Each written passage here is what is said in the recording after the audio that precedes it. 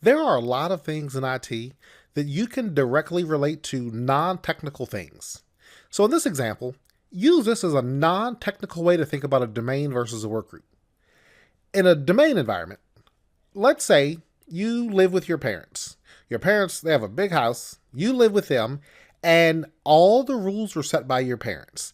They dictate when you're a child what time you go to bed, what your chores are.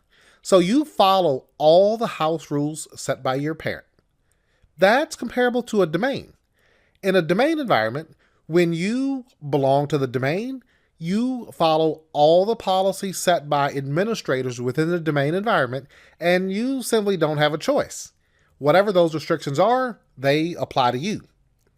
Well, let's say you move out of your parents' house. Now, in a workgroup environment, we'll say these kids have moved out. Each person sets their own rules. So now the children do whatever it is they want to do. They are their own boss. They have no rules they follow from anyone above them. Clearly, if you're a parent, you know the problems that can lead to when your kids move out for the first time. That's why a domain environment would be advantageous. There's just a structure in place that you do not have with a workgroup. So again, just think of it as in a domain environment, you have rules in place that you have to follow.